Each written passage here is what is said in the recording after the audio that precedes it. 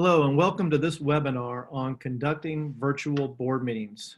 This meeting is to talk about some best practices around school boards beginning to look at how do they effectively do virtual board meetings in a time when they can't meet in person. My name is Mark Willis. I am with the Georgia School Boards Association, Assistant Executive Director, but also the Chief Operating Officer of eBoardSolutions, and we are a proud partner with the Alabama Association of School Boards. And so we appreciate that relationship and partnership. I know that Jane Williams with ASB has done a great job of talking about some of the legal aspects and considerations around conducting virtual board meetings, which are certainly something that all boards should look at as it relates to what's applicable in Alabama. And so definitely refer you to the ASB staff to make sure you're up to speed on what's appropriate from a legal perspective. But our purpose for this meeting is going to be to talk a little bit about the technology and the meeting experience, and maybe some tips on how you can go about doing this in a way that really goes smooth and is not a disruption for your meeting. And so I'm going to talk about four things today. One, I want to talk a little bit about the tools that you might be considering using. Two, some things that you want to do in planning for a virtual board meeting. Three, what kind of training or testing do you need to do before your meeting?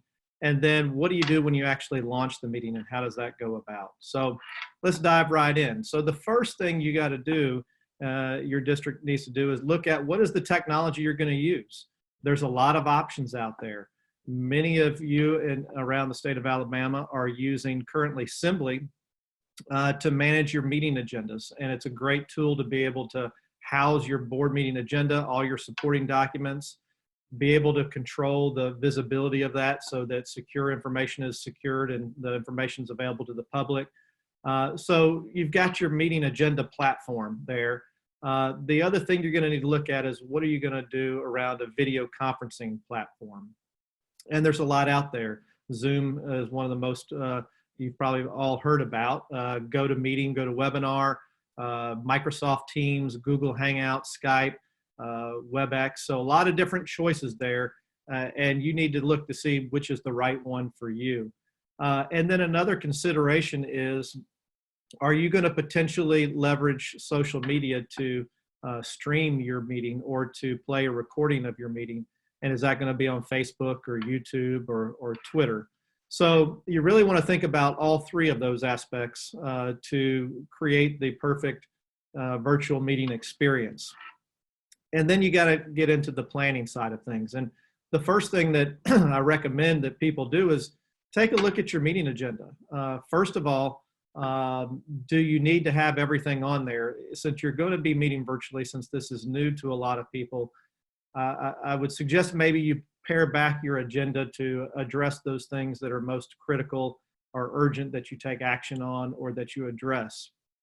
So you shorten your agenda. You also need to determine if public participation is going to be needed or a part of the meeting, because if it is, there's going to be different considerations you're going to give into how you set that meeting up. So understanding, is there a need for public participation? And if so, how are you going to address that? And then a third thing is executive session.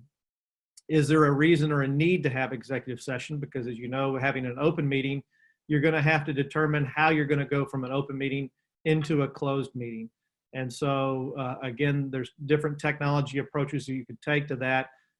If you don't need to have an executive session, that's simplifies things. But if you are, then you need to factor that into the meeting. And then you want to talk about how to configure your web conference. And I think this is something that you really want to, go through thoughtfully. When we talk about this, it's kind of going back to that, how will the public attend the meeting? So not participate in the meeting, but how will they attend? If it's an open meeting and the public is to be able to not participate, but attend the live meeting, will they do that via logging into the web conference that the board members and superintendent are logging into? Will they attend by watching a live stream on social media? Is it being broadcast live on TV? Again, just make sure you kind of are clear on how you would instruct the public to attend the meeting. And then the second thing is are you going to want to record the meeting so that you could then later allow people to access or watch the meeting? That's different than people attending live, because now they're not in the live meeting, they're just watching a recording of it. And then the third thing, again, are you going to live stream the meeting, on, say, Facebook or YouTube? Then a lot of talk, and a lot of people are worried and concerned about, how do I make sure that my meeting is secure? How do I make sure that I'm not getting hacked or Zoom bombing? I know we've probably all heard of these terms and heard it in the media and seen these types of things. And there's a lot of things you can do, regardless of the platform that you're using, to help prevent that. Sometimes these things occur because certain settings weren't created in the configuration of the meeting. And this is also where you need to think about what is appropriate legally in your state. So number one, are you going to require registration? Registration can be helpful because you kind of know that who's in the meeting, and it can help in managing participants. But is that something that you really want to do? Do you want to require people to register? It does make the meeting more secure, but it requires people to go through a step versus just going to a link to join. Do you want to require a password? That also helps to make your meeting more secure, but you're going to need to make sure you give the public that password, right? So maybe you don't have registration, but you have a password turned on. So here's the link to join, and here's the password to join. You'll want to make sure that you communicate that information out there. You've got tools of things like a waiting room where you can screen people, or if you had a participant or someone that was maybe doing something that wasn't appropriate, you could move them from the main room into a waiting room, or you could remove the participant. So being able to manage the attendees in the event that you needed to do something because something was occurring that you needed to adjust, then that's all possible through the tools, and you just want to configure it appropriately for that. You also, a critical thing is understanding how you're going to control audio and sharing. You want to make sure that people aren't having distractions and background noises and so forth. So are you going to force mute participants, except for the board members, so that you don't have those disruptions from an audio standpoint? Same thing from a sharing of a screen or things like that. And then locking a meeting really would probably only be appropriate in an executive session type of meeting where you were not allowing anybody to come into it. So again, thinking through these things as you think about the dynamics of your meeting and what you're trying to do, all of these options are configurable as you create your meeting. And I can't stress this enough in terms of thinking through how you want to manage in the meeting communications, whether that's audio. Again, I recommend that only the board members and superintendent are the ones who have their microphones on. Everyone else is muted, and so that, and then chat. If you're going to use chat, you can have where maybe just participants can only chat with the hosts, not with everybody else. And then there's an option to do a raise hand, right? So that if you wanted to have public participation, people could either chat and then you could unmute them, or they could raise their hand and then you could unmute them, and so forth. The key though, after as you're configuring all of this, is then to making sure that you're clear on the roles and responsibilities in the execution of the meeting, and having what we call hosts and co-hosts. I recommend that you have at least 2, ideally 3, of the hosts and co-hosts of the meeting. And these would not be board members or the superintendent or the secretary. Really, that team needs to be working and focusing on the meeting. The board members and the superintendent are having the dialogue and executing the business of the board.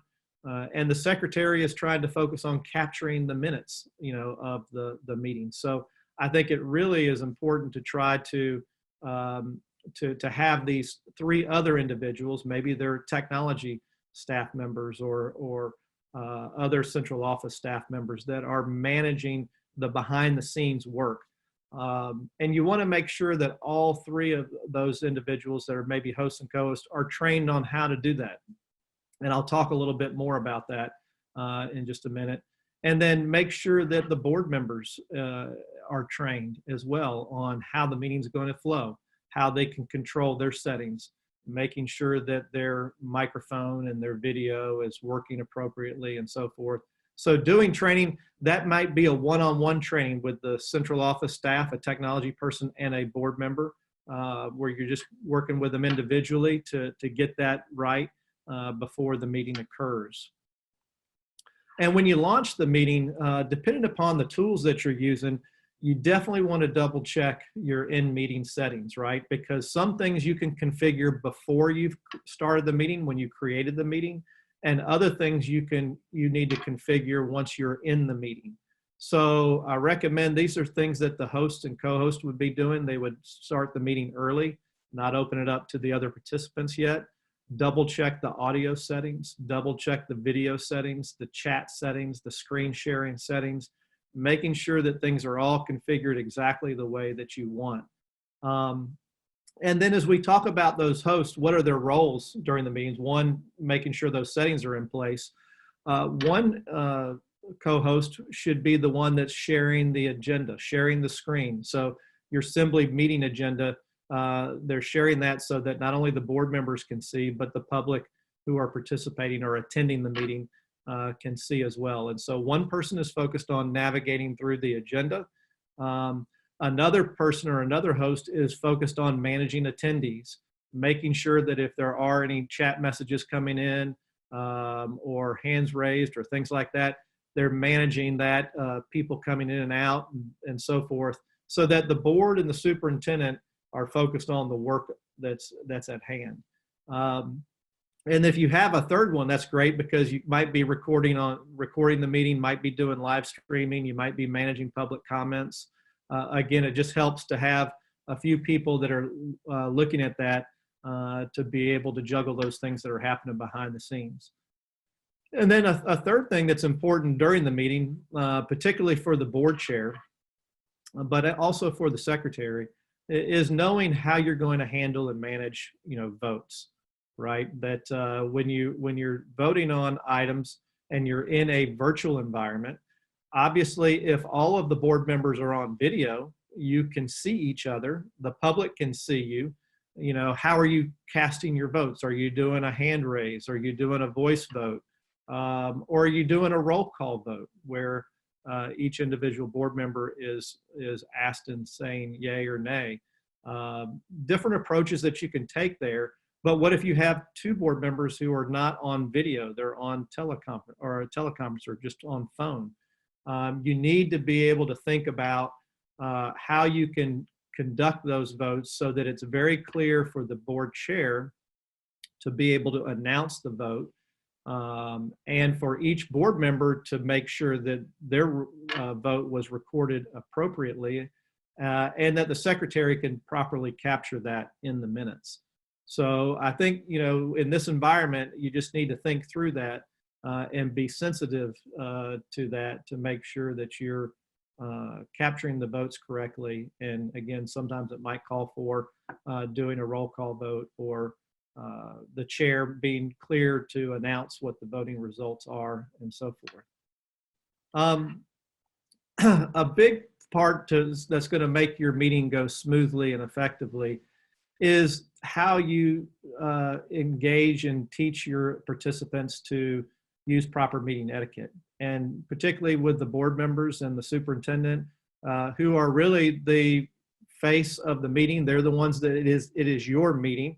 The public are just attendees. They are not necessarily participants in the meeting. So you really want to think about your appearance. No different than if you were attending a meeting in person. How are you dressed? Are you dressed professionally? Are you dressed appropriately? How is your camera set? And is the lighting good so that everybody can see the person? You're not in the dark. I think that having the camera and your video on is very important and very valuable in this virtual type of meeting, because you're really able to not only just hear the person, but you're still able to see those facial expressions to assess the level of engagement. You know, there's a lot of things that you can pick up in the nonverbal communications, and having video turned on really helps enhance that. But you want to make sure you're putting off a good image, and that you're visible to everybody. You also want to be sensitive to your surroundings. You know, if you can have a virtual background, you know, that might be great, but don't do something that's distracting. If you don't have a virtual background, you know, be mindful of what's behind you. Would recommend that you sit with your back to a wall so that you avoid potentially things happening behind you, people walking behind you, or your dog walking by, or things that might create distractions. It's helpful to just have your back to a wall versus being out. Don't sit in front of a window where the lighting is really going to be bad. Background noise. One of the biggest things that can disrupt your meeting is having a lot of background noise and not knowing where it's coming from. We talked about when people join the meeting, they should be muted, and then the people that should be able to unmute themselves are the board members and the superintendent. But even if the board members and superintendent are unmuted, you may want to look at, when you're not speaking, mute your line, so that if there was a background noise that occurred in your setting and you're not needing to talk, you know, just mute your line and make sure you know how to do that. And then when you do need to speak, you could unmute your line. Also, to make sure that as a participant that you are engaged and that you hear the conversation stuff, test out your audio. It might be helpful or useful for you to have some headphones or earphones in to be able to hear better. Whatever is necessary so that you can hear the conversation, you can participate in the conversation, and then you can manage your own audio to not become a distraction in the meeting is very, very important. And then finally, just keeping everybody focused, right? If you're in a face-to-face meeting, you're intended to be focused on this meeting. Obviously, if all of your board members are in different locations, you're in your home or your office, you could very easily get distracted, and you want to keep your attention, you know, on the meeting at hand. And so stay seated, stay present. Don't have a lot of movement. Sometimes people, if they're trying to do it on their phone, they're walking around and moving. You know, keep the focus so that you don't become a distraction to the rest of the meeting. So those are just some tips that I really recommend, you know, to make your meeting go smoothly. Again, you know, think about the tools you're going to use. Make sure you configure your web conferencing tool with the right settings to manage it. Make sure you have hosts and co-hosts that are not a member of the governance team. And then make sure that everybody is comfortable before the meeting even starts. Make sure that your hosts and co-hosts know how to manage it. Make sure that your board members, the superintendent, know how the meeting's going to flow and how the technology is going to work before the meeting's occurred. And then make sure that everybody follows the right kind of etiquette so that your meeting goes very smooth.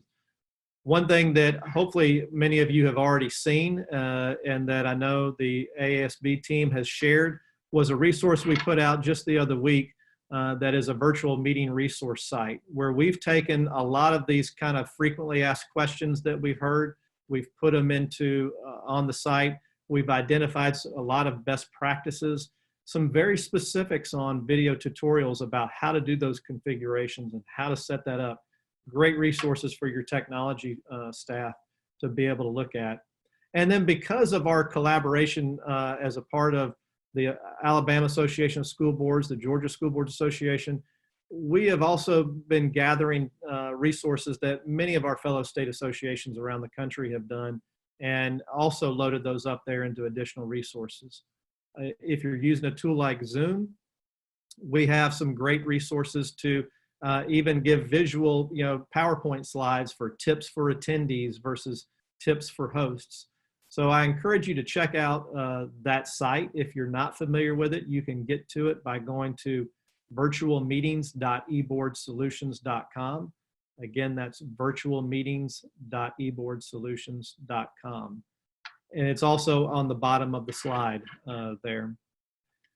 And then another thing that I want to share with you that we're really excited about, obviously with all of this occurring, we've even made a pivot here at eBoardSolutions to look at what are some tools and things that might be helpful and beneficial to our boards as they're dealing with all of this and trying to manage virtual meetings. And so we have been working over the last month on some key new features that we're looking to go in by the end of April. And that's what we're shooting for right now, or at least 3 of these 4 items. So let me touch on each one of these and make sure you know what we're going to have. So the first one, Zoom integration.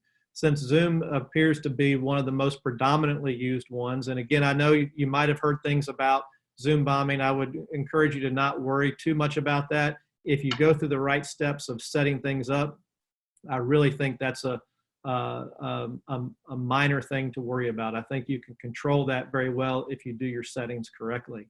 But we're going to have a Zoom integration with SIMBLI so that as your secretary is creating your meeting in SIMBLI, you can automatically incorporate and automatically have it create the Zoom meeting, and you can configure your settings right there in SIMBLI for the Zoom meeting. And then it will automatically put the link on in the header of your agenda for people to join, and a link for joining instructions. So even if you put a password on there, all of that will be there. Also will be there if you do a print of your agenda. So it's a great way to just automate that part of the creation of the Zoom meeting and integrating it with your agenda in SIMBLI. Another thing is around public comments, and this is something that you'll be able to do when you publish your agenda. If you have an item on your agenda for public comments, or if there is any particular item on the agenda that you are soliciting comments from the public on, you're going to have a new option to be able to turn on public comments for that. And leading up to your board meeting and all the way through your board meeting, anybody from the public will be able to click on that item and submit a comment. Those comments will be screened by your meeting administrator, and then it can be determined if they need to be published back out to just the board or to the public. So you can manage those public comments that are coming in. And it's just another way to continue to show your community that you're open, you're being transparent, and you're soliciting their input. The third item that we have planned to hopefully go in by the end of April is what we call online voting. And this could be used in a face-to-face meeting or if all board members are in different locations, and we're really excited about it. Basically, the way this would work, when each of your board members are logged into your SIMBLI as you're navigating and looking at your meeting agenda, and then when the board chair calls for a vote, then the secretary will be able to click a button to open up the voting. And on each of the board member screens, a screen will pop up with the item and with the opportunity to vote for that item. They will record their vote and submit it. And once all the votes have been captured, if any board member is in a situation where maybe they're on the phone only and they cannot vote on a screen, the secretary can still record that vote for them. And once the voting has been closed, the secretary will then be able to present the results, and those results will then pop up on the screen for the board members to be able to see exactly who made the motion, who seconded it, and then how did the votes go for that item. So we're really excited about those 3 items. Our team is working really hard to get those in for next week.